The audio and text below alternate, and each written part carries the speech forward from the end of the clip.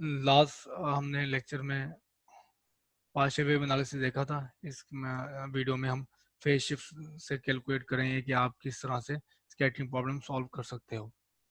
तो पहले हम इसमें कंसीडर करेंगे 1D स्कैटरिंग, उसके बाद 3D स्कैटरिंग में आएंगे और फिर हम इक्विवेलेंसी देखेंगे। जो पहले हम फाइंड कर चुके हैं वेव फंक्शन, यानी कि वो हमारे पास पार्शियल वेव एनालिसिस था, वो और ये इक्विवेलेंट कैसे हैं, तो आप किस तरह से दोनों को इक्वेट कर सकते हो।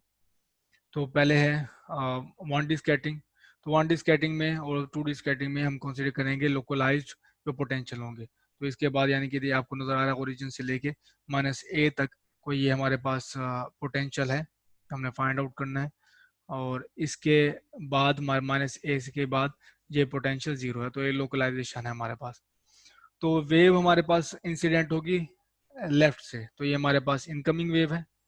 और ये हमारे पास आउटगोइंग वेव है जो मैं कैलकुलेट कर रहा हूँ इस पॉइंट पे। इसके अंदर ये क्या हो रहा है वो जाहिर सी बात है, हम श्रोडिंगर इक्वेशन सॉल्व करके बाउंड्री कंडीशन से हम फाइंड आउट कर सकते हैं, लेकिन हमने क्या लेना है -a से लेस एक्सिस पे, यानी कि यहाँ पे जो अंदर है हमारे पास क्या होता है हमें नहीं पता, लेकिन जो वेव यहाँ पे आ रही है वो उसका एम्पलीट्यूड और ये है, और जो आउटगोइंग वेव है वो हमारे पास ये है।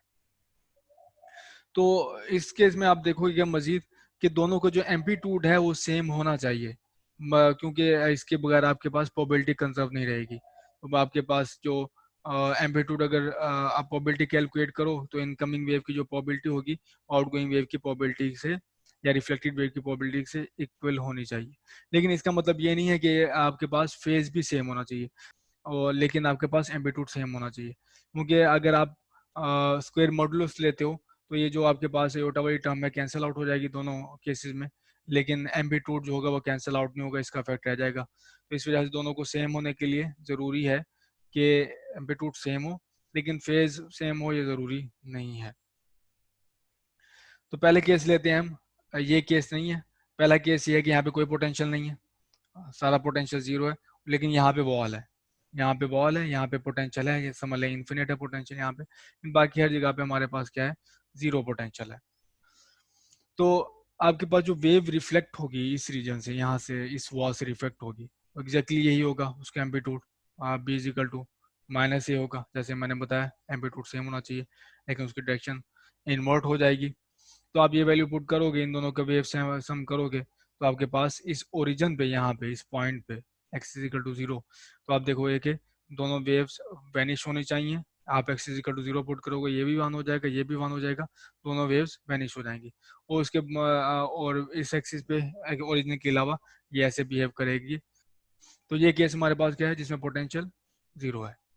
अब बात करें हम जब पोटेंशियल 0 नहीं है, यानी कि यही पोटेंशियल है, तो मेरे पास अगेन केस वही है कि मैं यहाँ पे जो एनालिसिस कर रहा हूँ, मैं इसमें पोटेंशियल वाली साइड पे नहीं जाना चाह रहा, सिर्फ मैं बिलो -a से लेस रीजन में यहाँ पे रह रहा हूँ, यहाँ पे। तो यहाँ पे जो वेव जाएगी वो मैंने देखनी है, इनकमिंग होगी, यहाँ से जो आउटगोइंग होगी वो वेव होगी, अंदर क्या होता है वो हमें हम उसमें अभी इंटरेस्टेड नहीं है।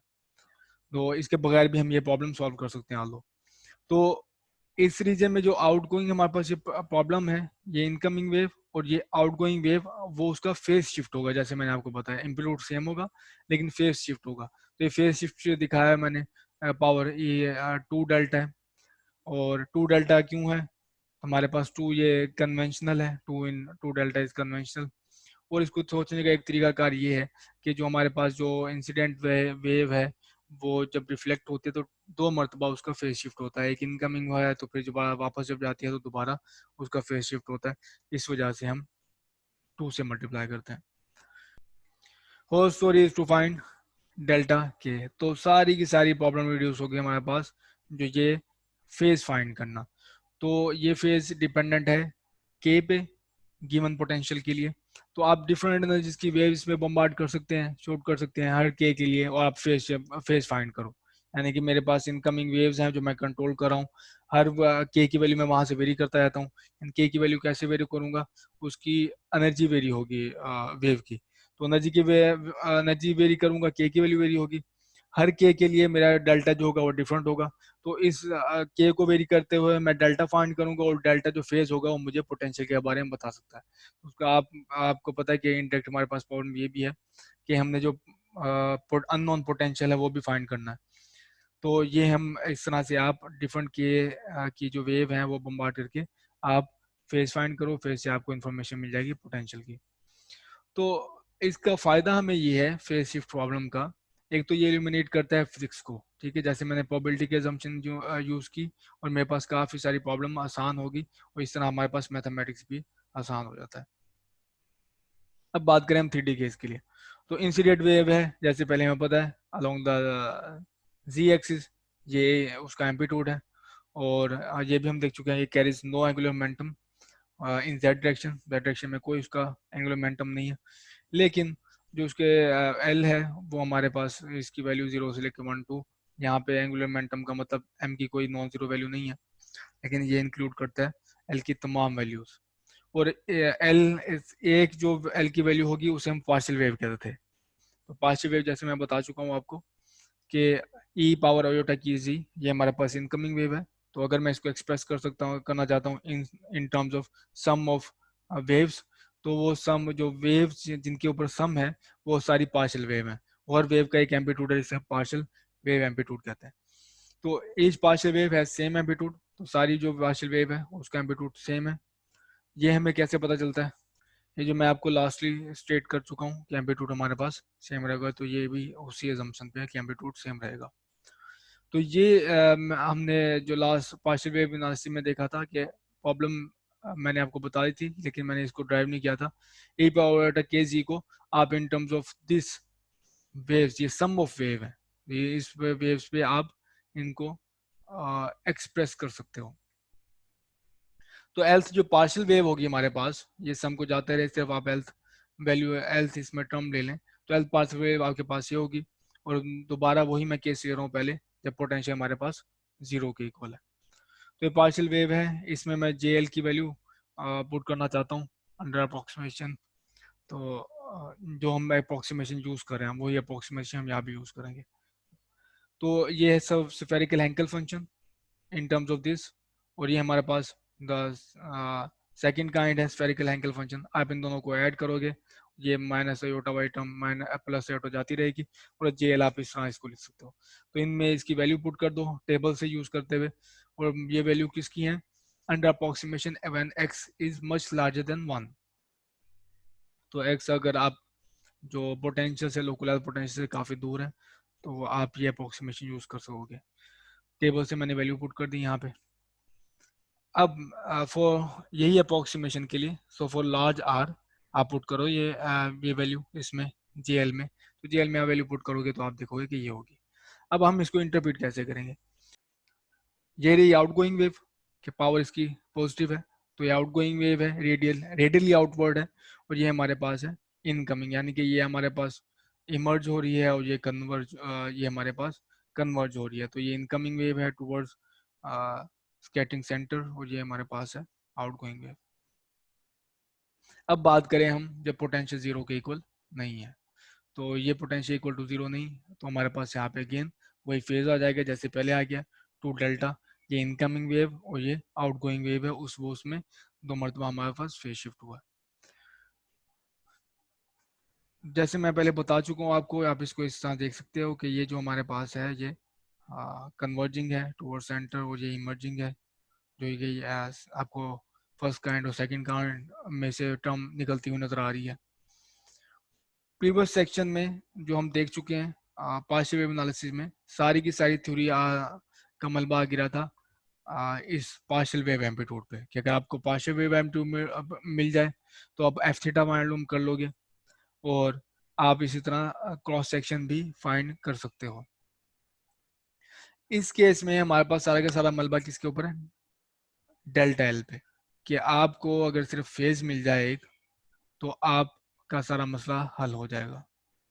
तो अब इसको देखते हैं कि जो प्रीवियस थी हमारे पास एक्सप्रेशन जो आउटगोइंग वेव या हमने जो वेव साई था उसको एक्सप्रेस किया था इन टर्म्स ऑफ ए एल, और ये वाली हमने इस प्रॉब्लम में इसको एक्सप्रेस किया इन टर्म्स ऑफ डेल्टा एल। तो दोनों में कनेक्शन तो जरूर होना चाहिए। तो प्रीवियसली देख लें, प्रीवियसली मैंने पार्शियल वेव एनालिसिस यहाँ पे आके एंड की थी। तो इस केस में दोबारा मैंने जे एल और एच एल जो मैंने ये एक्सप्रेशन यूज किए हैं, ये वाले, ये जे एल का ये एक्सप्रेशन और एच एल का ये एक्सप्रेशन, ये मैंने यूज करना है, ये पुट करना है इसमें जे एल की जगह पे, एच एल की जगह पे। तो यही मैंने स्टेट किया है। तो एल्थ वेव लिया मैंने, पूरा सम नहीं लिया, एल्थ वेव लिया और यहाँ पे मैंने पुट किया हमारे पास जे एल की वैल्यूज, ये जे एल की वैल्यू हो गई और ये मेरे पास होगी एच एल। इसको थोड़ा सा मैंने सिंप्लीफाई किया है। L plus one minus aorta ये नोमिनेटर में चला जाएगा हमारे पास, और टू एल प्लस वन ये पूरी होल के साथ मल्टीप्लाई हो रहा था, ए आई एओटा एल प्लस वन, ये minus aorta L plus one, ये कैंसिल आउट हो जाएंगे। पूरी टर्म के साथ P L cos theta multiply हो रहा है, यहाँ भी P L cos theta multiply हो रहा है पूरी टर्म के साथ। तो ये आयोटा आप इसमें ले लो एलसीएम, तो एलसीएम बाहर आ जाएगा हमारे पास, आयोटा एल कैंसिल हो जाएगा, सिर्फ नीचे आयोटा रह जाएगा। और एलसीएम ही लोगे तो आपको पता चलेगा यहाँ पे आयोटा मल्टीप्लाई बाय आयोटा हो जाएगा, और यहाँ पे हो जाएगा एक -1, और पावर में आपके पास आ जाएगा एल प्लस वन। तो एक आप आयोटा स्क्वायर के साथ -1 हो जाएगा, और एक माइनस आप बाहर निकालो यहाँ से, आयोटा का एक माइनस आपके पास यहाँ बाहर आ गया, क्योंकि आप जब यहाँ मल्टीप्लाई करोगे तो आपको माइनस एक आयोटा स्क्वायर भी मिलेगा और एक्स्ट्रा, तो ये माइनस उसकी वजह से। तो पी एल कॉस्ट जैसे मैंने आपको बताया पूरी टर्म के साथ मल्टीप्लाई हो रहा है। तो अब हम अगर कंपेयर करें इसको, जो ये मेरा रिजल्ट है, जो पार्शियल वेव एनालिसिस का रिजल्ट है जिसमें ए एल अपेयर हुआ है, इसको अगर मैं इक्वेट करूं इस वाले रिजल्ट से, ये वाले रिजल्ट से इक्वेट करूं, तो आप सिंप्लीफाई करके फिगर आउट करोगे कि a l is equal to this term. और ये हमारे पास क्या है, ट्रिग्नोमेट्रिक टू एक्सपोनेंट जो हमारे पास रिलेशन है, ये साइन डेल्टा एल है।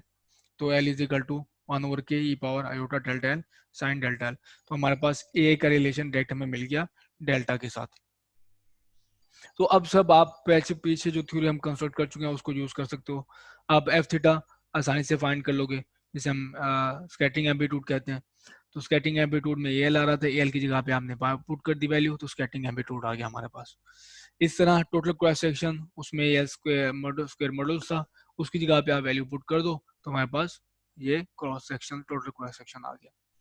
तो यहाँ से आपने देखा है कि इसको फायदा ये है फेज जो शिफ्ट है प्रॉब्लम को देखने का, कि फिजिकली आप इसको इंटरप्रेट कर सकते हो, और दूसरा मैथमेटिकली इसको डील करना आसान है। कि आपके पास एल जो था असल में एक कॉम्प्लेक्स क्वांटिटी थी, कॉम्प्लेक्स क्वांटिटी के लिए आपके पास दो रियल नंबर चाहिए आपको, दो रियल नंबर चाहिए था आपको कॉम्प्लेक्स नंबर स्पेसिफाई करने के लिए। लेकिन इस केस में सिर्फ हमारे पास सिंगल रियल नंबर हमें चाहिए, वो है डेल्टा। तो प्रीवियस में पार्शियल एनालिसिस में हमें क्या चाहिए होता है, कॉम्प्लेक्स क्वांटिटी चाहिए होती है पूरी, जो कि है कॉन्स्टिट्यूट करते हैं दो रियल नंबर्स पे। और ये वाला जो हमने फेज शिफ्ट वाली प्रॉब्लम डील की है, इसमें सिर्फ हमें सिंगल रियल नंबर चाहिए जो कि फेज है।